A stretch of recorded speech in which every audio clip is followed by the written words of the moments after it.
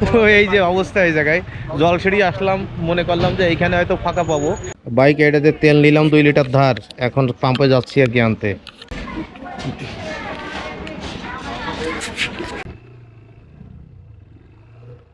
তেল কেনার জন্য আমরা যাচ্ছি জলসিঁড়ি, রূপগঞ্জ।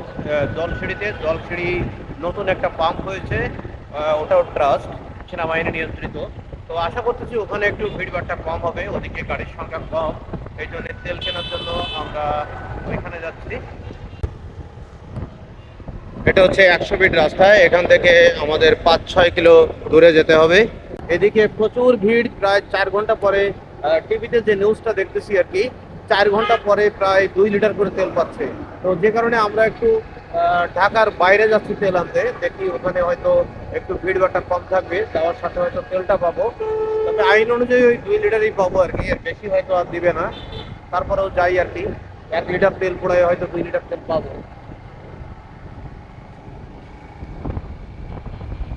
সামনেই প্যারাইট ব্রিজ, ব্রিজ পার হয়ে বামে যাইতে হবে।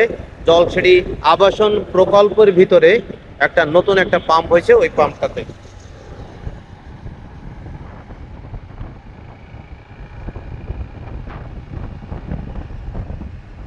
এই জায়গাটা আসলে ভালো, খুবই ভালো লাগে, বেশ ফ্রি স্পেস, বড় মাঠ, কিন্তু বেশি দিন আর এরকম থাকবে না আর কি, কারণ সব বসুন্ধরার জায়গা, বসুন্ধরা সব বাড়ি রাস্তা সব বানায় দিবে।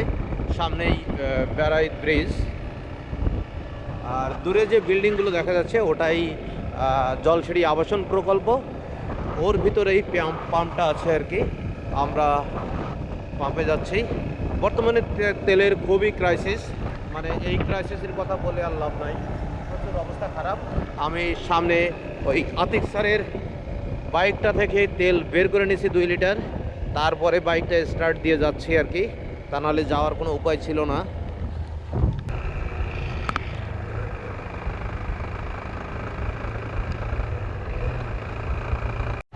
জলসিঁড়ি আবাসনে ঢুকে গিয়েছি, এটা হচ্ছে পার্কটা, জলসিঁড়ি সেন্ট্রাল পার্ক, ওই দেখা যাচ্ছে। আর এটা হচ্ছে আবাসনের ভিতর দিয়ে যে রাস্তা, আর সামনে যে বিল্ডিংগুলো দেখা যাচ্ছে এটাই জলসিঁড়ি আবাসন প্রকল্প।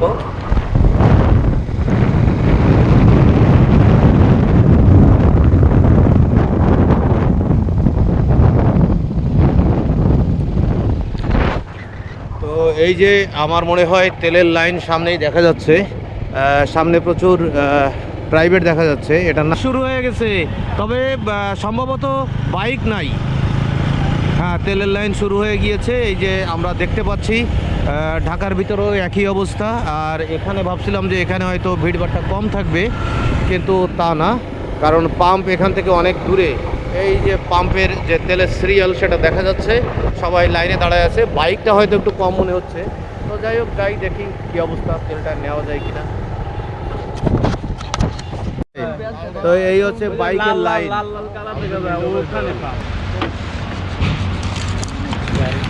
নোংর করেন তো এই যে অবস্থা এই জায়গায় জলসিঁড়ি আসলাম, মনে করলাম যে এইখানে হয়তো ফাঁকা পাবো, কিন্তু অবস্থা কি এই জায়গায়, পুরোটাই বাইক আর বাইক। এখান থেকে মিনিমাম তো 1 কিলোমিটার দূরে হচ্ছে পাম্প আছে। মনে করেন এখানে লাইনে দাঁড়ায় না, তারপরে গল্প প্রাইভেটের লাইনটাই দেখা যাচ্ছে, প্রাইভেটের রাস্তাটা আলাদা, এটা হচ্ছে হোন্ডা, এটা হচ্ছে হোন্ডার রাস্তা। আর প্রাইভেটের রাস্তা এইখান থেকে শুরু হয়ে ওই চলে গেছে ওইদিকে, আরও 1 কিলোমিটার দূরে। প্রাইভেটের জ্যাম লাগছে প্রায় 2 থেকে 2.5 কিলোমিটার, আর হোন্ডার 1 কিলোমিটারও ধরে নেওয়া যায় যে 1 কিলোমিটার জ্যাম লাগছে হোন্ডাতে। আমাদের হোন্ডা মোটামুটি পিছনে এই একটুখানি আগাইছে, এই যে এইটুকু আগাই।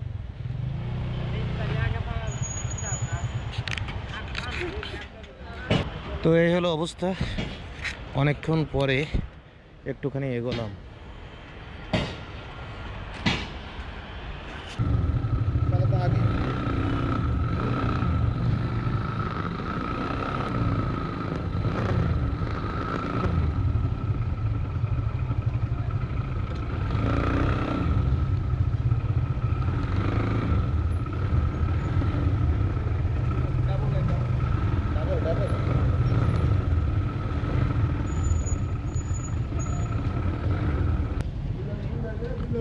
এই যে সিরিয়াল, 2 লাইন করে দেন। হ্যাঁ 2 লাইন করেই দিছে। বলেন তেল নিতে এসে কেমন লাগতেছে? সেই শান্তি লাগতেছে ভাই, অনেক মজা লাগতেছে। তেলের কাছাকাছি তেল আইছি, পাওয়ার একেবারে যখন কাছাকাছি ঘোরাঘুরি চলে আসছিলাম, আসছি। অনেক কষ্ট লাগছিল। মনে হচ্ছে আর অপেক্ষার শান্তি লাগতেছে। প্রহরটা গুছাতে যাচ্ছি। হ্যাঁ, আর শান্তি লাগতেছে, অনেক শান্তি লাগতেছে। মানে আনন্দ ফিল হইতেছে, আনন্দ feel। তেলের যাই হোক আমরা একদম মেশিনের কাছাকাছি চলে আসছি, ট্রাস্ট ফিলিং স্টেশন। এই ভাই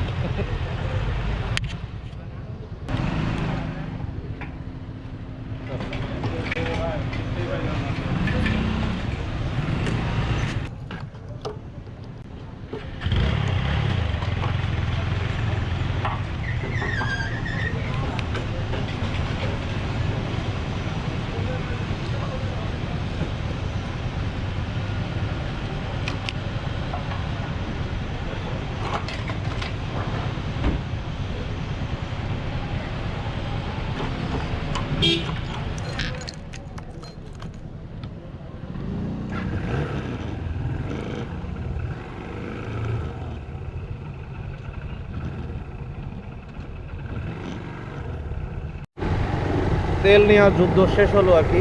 প্রচুর লাইন ছিল, প্রায় প্রায় কি ঘন্টা খানেকের মতো বা 50 মিনিটের মতো লাগলো আমাদের তেলটা নিতে।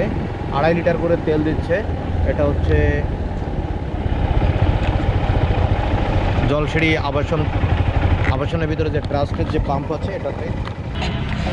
তো তেল নেওয়ার যুদ্ধ শেষ করে আমরা এই পর্যন্ত এসেছি। এই সামনে দেখা যাচ্ছে লেক, আর ওই পার হচ্ছে পার্কটা, যে জলসিঁড়ি সেন্ট্রাল পার্কটা ওই দেখা যাচ্ছে। আর এই পাশে জলসিঁড়ি ক্যান্টনমেন্ট স্কুল। আর তেল নিয়ে এসে আমরা এই দাঁড়ালাম আর কি। যাই হোক, হ্যাঁ